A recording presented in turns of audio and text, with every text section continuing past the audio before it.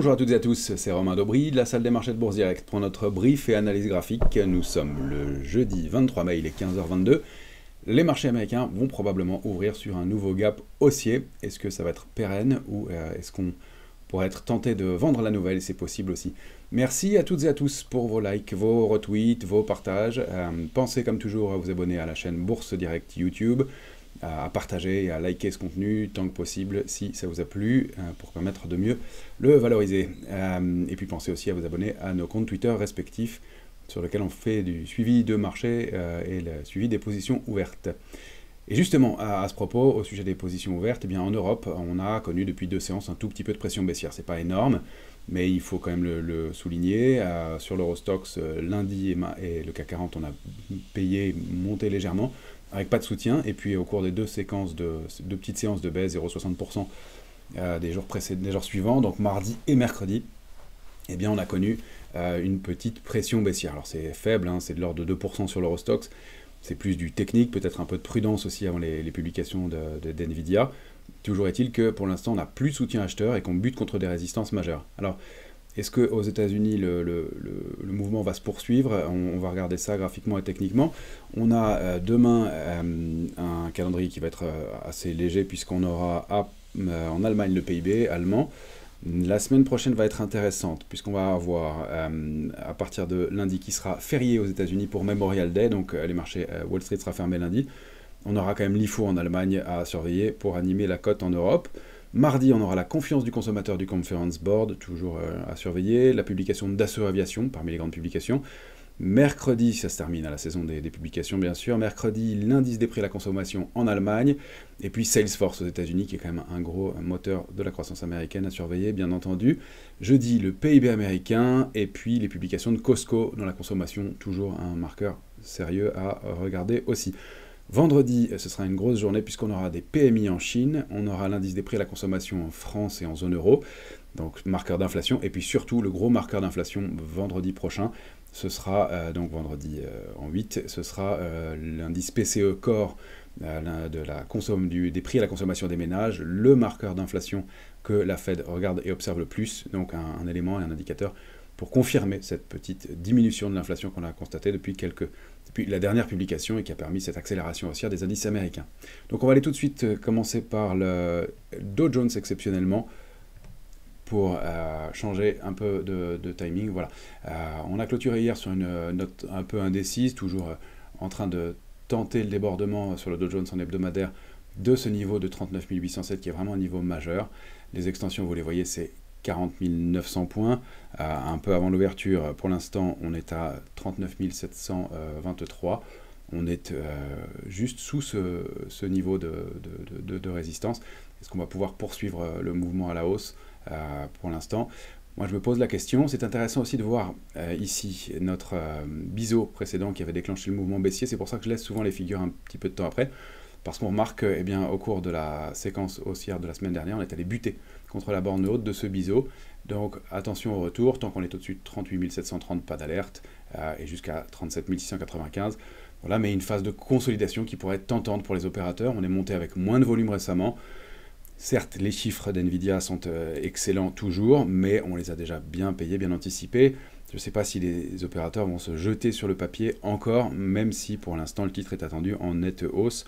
On va aller le regarder dans un instant après le S&P que vous avez ici, qui lui eh bien, est parti pour s'installer sur des plus hauts encore. Le S&P ouvrirait autour de 5340, donc un nouveau gap. Est-ce que ce ne serait pas cette fois-ci un gap d'épuisement dans une tendance qui, encore une fois, est une séquence haussière qui s'est construite avec eh bien, beaucoup moins de volume que les jours précédents. D'ailleurs, du côté des marchés dérivés, on n'a pas d'alerte non plus, mais moins de soutien sur la position ouverte et un peu de doute hier. Alors encore une fois, le rendez-vous avec NVIDIA était facteur de prudence. En tout cas, on est donc a priori parti pour ouvrir avec un nouveau gap haussier. La cible légitime suivante, c'est 5371. Ce qu'on va surveiller, c'est le comportement des opérateurs. Est-ce qu'on va vraiment chercher les cibles, 5371, puis pourquoi pas 5416? Ou est-ce qu'on a du mal dans cette zone, à bien, aller chercher les cibles? Et est-ce qu'il y a un peu de tentation de vendre la nouvelle et de prendre un peu de bénéfice? Les premiers niveaux d'alerte, c'est le fameux gap laissé après les chiffres de l'inflation mercredi 15 mai. Sous 5263, on pourrait consolider un peu plus, revenir dans le range précédent, encore une fois, pour juste un mouvement de consolidation, il n'y a pas d'alerte majeure, plus un manque de momentum possible. On a quelques divergences du côté des indicateurs, il faut le dire, depuis maintenant ce fameux gap. Rien de méchant, mais encore une fois, avec une absence de momentum, absence de soutien, calendrier qui est bien plus creux, et puis la séquence banque centrale, les publications d'entreprises qui sont passées, on a de quoi, et tout ça a été bien payé, on a de quoi se poser la question. Donc à surveiller et à voir. On va aller regarder le Nasdaq qui lui est parti pour ouvrir Nasdaq 100 18 903, donc à l'intérieur de la zone cible idéale du mouvement déclenché par ce fameux gap et cette ouverture en hausse du mercredi 15 mai. On avait dupliqué le range précédent, la zone marquée, je vais dézoomer en hebdomadaire, ce sera peut-être plus lisible. Non, c'est mieux en journalier, autant pour moi, je l'ai préparé comme ça. Voilà, on est sorti de la zone 17 670, 18 337, on a débordé ce niveau majeur en gap, le marché l'avait bien identifié. Là, la zone cible, c'est 18 868, 19 025. On est parti pour ouvrir aux alentours de 18 900 points, donc un peu au-delà de ce niveau-là. Est-ce qu'on va arriver à aller chercher notre cible, ou pourquoi pas la déborder, l'attaquer, et le faire de façon solide, ou est-ce que ce dernier gap pourrait être un gap d'épuisement? Attention, parce qu'on va laisser un gros gap, encore une fois, en haut de marché. C'est toujours un signe de solidité, mais en tout cas, le retour et le comblement de ce gap-là pourrait être un premier signal d'alerte. Donc le top à 18 757, le top d'hier pourrait être un premier warning à surveiller de près, bien entendu. Pour l'instant, pas de signaux de retournement. Encore une fois, une phase de consolidation possible après un parcours qui a été très fort. Un marché qui aurait peut-être besoin de souffler. En tout cas, ce serait légitime et ce serait assez sain. Maintenant, le consensus appelle beaucoup à cette consolidation. Et en effet, peut-être qu'il y a des forces de rappel et à surveiller. Pour Nvidia, elle va ouvrir a priori aux alentours de 1014, au-dessus de son plafond de verre à 950 qu'on avait bien observé. Encore une fois, est-ce qu'il va avoir le momentum pour aller chercher sa cible à 1083 et puis 1135? C'est ça qu'on va observer. Je ne pense pas qu'on vende le titre. Les opérateurs qui l'ont bien acheté n'ont aucune raison de le faire. En revanche, que de nouveaux entrants sur ces niveaux-là et ces niveaux de valorisation et maintenant continuent à payer, c'est plus délicat. En revanche, on voit bien la sortie du range précédent, de la consolidation qui avait été mise en place depuis le mois de mars dernier, avec rebond sur 764, et donc une cible légitime située en dupliquant ce range à 1135. Donc pour l'instant, aucune invalidation, mais attention encore une fois à la tentation de prise de bénéfices et de contre-pied, et puis le retour de la volatilité sur ce titre et sur le Nasdaq qui est quand même très tendu maintenant. Pour ce qui est de la volatilité, justement, elle s'installe cette fois-ci en zone d'euphorie, vous l'avez à l'écran. On a enfoncé pour l'instant, en tout cas en hebdomadaire, la zone de complaisance. Je rezoome cette fois-ci en journalier. Voilà, on est entré en euphorie. En plus, on y va avec un gap baissier sur la volatilité. Attention donc au comblement de ce gap et au retour au-delà de 12,10. Ce serait vraiment le signal d'un risque, d'un retour de risque. Maintenant, le marché peut tout à fait s'installer dans une zone d'euphorie et de complaisance. On l'a expliqué plusieurs fois assez longtemps, donc ce n'est pas un signal en soi de baisse. Maintenant, ça peut être un élément pour prendre du bénéfice et être un peu plus prudent. On voit qu'on n'avait pas travaillé cette zone depuis le mois de janvier 2020 et qu'on a été peu en dessous de ce niveau-là historiquement et même jusqu'en 2018. Donc même si le niveau de volatilité global est plus important maintenant pour différentes questions techniques, notamment le fait que on peut considérer que les market makers font payer la couverture plus cher, bien en tout cas, on entre dans une zone qu'on n'a pas vue et visitée et travaillée depuis maintenant assez longtemps, donc ça appelle à au moins un peu de prudence et un petit retour de la volatilité est à envisager. Je rezoome en journalier. Je rappelle que tous les gaps sur le VIX, c'est le seul actif sur lequel ce soit le cas, tous les gaps sont comblés, donc attention au comblement de ce gap-là, qui pourrait être le marqueur et un retour de stress sur le marché, une petite tension sur les indices. Encore une fois, on n'a pas d'alerte majeure, la construction ne veut pas de retournement de tendance brutaux, mais peut-être un dernier pic haussier avant une prise de bénéfice. Pour l'instant, rien ne l'indique, mais on le surveille évidemment dans ce contexte. On va aller voir nos indices européens maintenant. Alors on a l'Eurostoxx qui rebondit à l'intérieur de son grand trading range 4880, 5125. On a une petite réaction dans un mouvement de consolidation. On voit qu'il y a un enthousiasme modéré, hein. On n'arrive pas à aller réattaquer les niveaux de résistance 5072, la zone des tops en fait précédents, et on a un volume qui est assez moyen, un peu d'un soutien qui est assez mitigé. Donc on est dans une phase de consolidation molle, sans alerte, mais avec pas d'enthousiasme très très marqué. On n'arrive toujours pas à déborder ce niveau de résistance majeur 5096, 5125, et on voit que le momentum manque un peu, même si on paye gentiment cette nouvelle, et le marché l'accueille pas mal. Sur le futur CAC 40, on va se repositionner en 14 heures. On a cette structure qui laisse un doute. Alors, on a toujours notre grand trading range, hein, bien balisé, 7830 en bas, 8149 en haut. L'échec en fin de semaine dernière et au cours de l'échéance, malgré des tentatives de rebond. Et puis on s'inscrit pour l'instant peut-être dans une structure en biseau. Alors elle a été testée en bas, on tente de le réintégrer, on voit qu'on a du mal à repasser des niveaux intermédiaires. Le gros niveau c'est 8149, c'est le pivot. La zone test c'est 8091, 8208, c'est vraiment ce range-là duquel il faut s'extraire. Par le bas, on a encore un petit peu de force de rappel. On voit qu'on n'arrive pas à trouver de relais pour aller attaquer ce niveau du 8149. Ça, c'est un peu à prendre en compte aussi, avec cette petite pression baissière. Les vendeurs sont un peu prudents, un peu timides dans ce marché où ils se sont fait malmener, mais ça pourrait être une tentation de créer quelques petites stratégies baissières et de repayer un peu de volatilité, et puis de prendre un peu de bénéfices et de consolider. On voit que le luxe pèse toujours à Paris, notamment suite aux annonces chinoises, qui laisse entendre des possibles taxes sur les voitures, l'automobile, et notamment les grosses cylindrées allemandes, et puis le luxe en pâtit un peu et a plus de mal. On n'avait pas vu Hermès baisser de 4% depuis longtemps, ça a été le cas dans les jours précédents. Donc l'enjeu, c'est d'essayer de sortir de ce biseau par le haut, d'aller déborder 8149, pourquoi pas donc rallier 8208, mais c'est le débordement de 8208 qui réactiverait la dynamique haussière. Il semble qu'on n'ait pas vraiment, encore une fois, le momentum pour ça, et on voit que le marché hésite et n'a pas vraiment de relais à ce stade-là. Sous 8049, on accélérait en direction de 7974.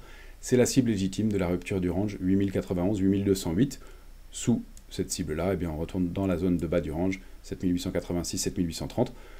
C'est l'alerte de court terme, hein. C'est la zone d'alerte de court terme. Pour l'instant, encore une fois, pas d'alerte. On pourrait avoir un marché qui consolide latéralement, ce qui semble être probablement le plus plausible compte tenu du contexte, de la saisonnalité et du manque de momentum, et pour retrouver peut-être, pourquoi pas, ensuite de l'intérêt. Du côté des matières premières, on va aller voir notre benchmark Como, qui se comporte toujours bien, qui reste bien entendu haussier. Le Como que vous avez ici à l'écran, alors on va se mettre en hebdomadaire. Le Como qui est franchement sorti de sa zone de double bottom, 20,41, qui a débordé 23,37 franchement, avec des volumes. Une petite consolidation qui se marque, qui se forme avec des volumes dans le mouvement de baisse qui sont en diminution. Ça ressemble à un mouvement propre et sain. On avait ouvert en gap, on va combler ce gap pour peut-être repartir. La cible est toujours à 26,28 et le mouvement reste haussier. Parmi les matières premières, on a l'argent. Alors l'or, on va aller voir tout de suite l'or. L'or qui est ici, qui a touché quasiment sa cible idéale à 2452, qui consolide un peu depuis. On a un peu de divergence, un peu de tentation de prise de bénéfice. Encore une fois, pas de retournement de tendance, mais on voit que 2452 à 2450 en fait, pour être précis, a été le plus haut, et que pour l'instant il y a un peu de repli depuis. Encore une fois, pas de signaux d'alerte majeure, mais 2291 devient le bas du range et on pourrait consolider un peu, soit avant de repartir, soit avant de consolider un peu plus. Pour l'instant, le mouvement reste largement haussier. Il faut dire que les matières premières, on le vend en poupe. Clairement, on va zoomer en journalier. C'est fait, pardon. Voilà, on voit que le niveau intermédiaire de 2354 a été bien observé. Retour d'intérêt. Donc, encore une fois, pas un mouvement baissier fort, mais peut-être une consolidation, une latéralisation entre ces deux bornes-là. 2291, 2452, et encore une fois une temporisation, une petite prise de bénéfice, une pause dans un mouvement qui a été puissant. Sur l'argent, c'est un peu le même scénario. L'argent a été cherché à 29,85, buté en dessous, réaccéléré et débordé cette résistance puissamment. On en a parlé largement, mais la position ouverte a bien augmenté avec la hausse, donc la position spéculative. On a une vraie demande sur l'argent, une prise de conscience aussi de l'importance de ce métal dans la transition énergétique. Maintenant, le rebond a été assez puissant récemment, mais encore une fois, il semblerait que les stocks d'argent disponibles manquent un peu et qu'il y ait une forme d'intérêt assez fort sur l'argent à court terme. Et donc, en tout cas, à mon sens, il faut repayer ce niveau de 29,85, voire 28,13 au pire, mais que ce mouvement-là reste haussier avec comme cible idéale 34,78 et puis la résistance à 35,14 qui serait l'aboutissement d'un premier mouvement haussier, et encore une fois pour moi un trend de fond, puisque si on dézoome en mensuel, vous l'avez ici, on est sorti de cette longue congestion sur l'argent par le haut puissamment, et on a en mire donc cette grosse zone de résistance, mais des extensions possibles aussi par la suite, donc à mon avis un actif toujours à avoir dans les portefeuilles et à surpondérer. À plus court terme, le cuivre, on avait indiqué cette cible à 4,95, 5,06, elle a été bien atteinte, on en a profité pour prendre du bénéfice. Pareil, hein, quand un mouvement a été comme ça puissant, bien accompagné, on peut attendre un peu avant de rentrer. Le niveau de 4,66, pardon, j'en ai des lignes d'essai, 4,66 pourrait être un point d'entrée à nouveau, un niveau de support intéressant. Pour l'instant, voilà, on voit que malgré des plus hauts et des tops, on a quand même un peu de pause sur un niveau de résistance majeur. Il faut rappeler que sur le cuivre, ce niveau-là est un niveau clé, un niveau historique pour le cuivre, puisque c'est une résistance qui date des années 2010, qu'on avait retesté en 2021 et 2022, et auquel on s'attaque maintenant, mais cette fois-ci avec effectivement du momentum, cette échéance et cet élément fort de la transition énergétique, mais on voit qu'il y a un petit peu de rejet contre cette zone-là. C'est un plafond de verre à déborder, derrière c'est 5,46, 5,91 au moins, et même plus si on regarde la configuration à long terme, on sortirait d'une très très longue consolidation et d'une zone d'accumulation et un changement de polarité qui pourrait être assez fort sur le cuivre, métal indispensable dans la transition énergétique aussi, bien entendu. On va passer maintenant à quelques valeurs. Je voulais vous montrer quelques titres qui se comportent bien. Sur les grosses capitalisations, il y a soit moins de momentum, même s'il y a encore un peu de place, mais un peu de prise de bénéfice, on le voit, moins d'intérêt. En revanche, il se passe pas mal de choses sur les petites et moyennes capitalisations, donc on va aller regarder quelques-unes à ce stade. On a donc sur Target, peut-être quelque chose à regarder. Bon, voilà, le mouvement a été assez vite invalidé, donc autant pour moi, on ne va pas insister dessus. Target, c'était un dossier un peu spéculatif, il y avait une annonce d'OPA qui avait été invalidée.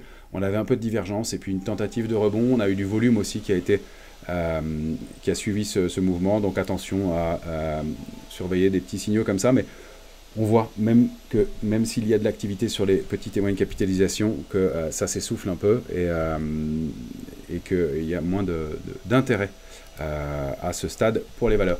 Aramis, on est rentré dessus, on avait hésité un peu, on voulait être un peu prudent quant à la publication d'NVIDIA et voir si le mouvement se poursuivait.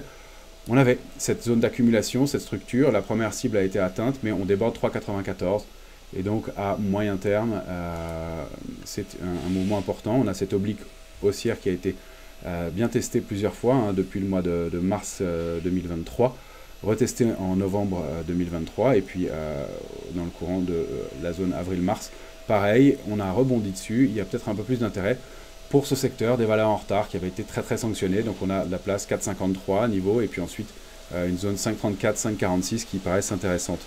Derrière, on a Equasens sur lequel on est rentré, pareil, une grosse recovery. On a cette structure qu'on avait déjà évoquée en épaule-tête-épaule inversée, ça a l'air de se confirmer. Le niveau de résistance intermédiaire à 62,80 pour l'instant fait blocage, mais il y a manifestement du momentum. Je dézoome un peu en mensuel, voilà pourquoi j'avais mis cette oblique. Voilà, on a tenté de la déborder, on l'a réintégrée. On est en dessous, donc ce niveau de 62,80 est clé et charnière pour un titre sur lequel il y a un petit peu de volume, un peu d'accompagnement. Les small et mid caps redeviennent à la mode, et donc on a une cible idéale aux alentours de 71,20 qui pourrait être un premier niveau pour une recovery qui est en train de se mettre en place. On a des petites valeurs aussi, alors pareil, hein, toujours attention, il y a moins de volume et ce sont des petites capitalisations, mais on a Verimatrix qui a l'air de sortir un petit peu de sa torpeur.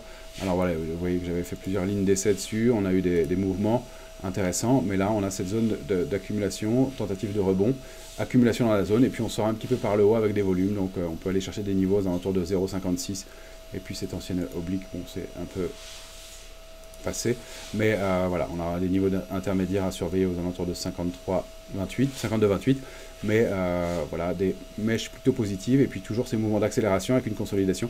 Si on arrive à passer ce niveau-là, donc cette résistance intermédiaire à 0,506, pour accélérer en direction de 0,56, pareil, toujours on cherche des petits dossiers sur lesquels on peut faire des arbitrages comme ça. Attention quand même dans ce contexte où il est tentant de prendre un peu de bénéfice. On a Sword Group. Sword Group, elle rebondit à l'intérieur d'un grand range, 34,10 a été préservé. On se dirige vers 39,45, toujours pareil, ce genre de configuration avec un peu de latence, un peu de latéralisation, fausse sortie d'un biseau, on avait regardé ça, et puis finalement on accumule, et puis on réaccélère un peu à la hausse, 39,45 est le plafond de verre. Si on arrive à accélérer, on a des cibles qui sont situées aux alentours de 39,45 et 42,95 ensuite.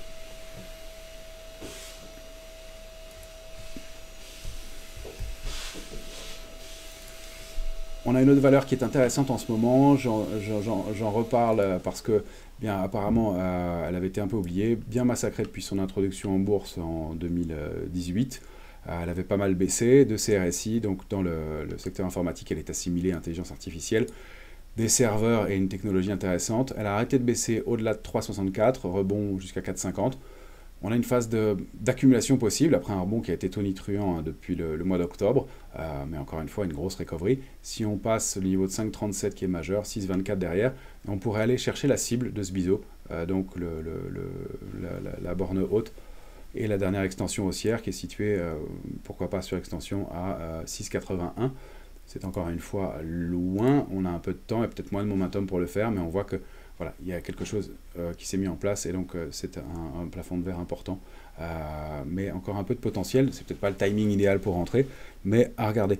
J'en profite pour revenir sur Alibaba parce que de la même façon, c'était pas forcément le timing idéal pour rentrer sur Alibaba quand je vous l'ai signalé, mais c'est pour parler de la recovery en Chine et de momentum et d'intérêt qui se recrée sur les valeurs.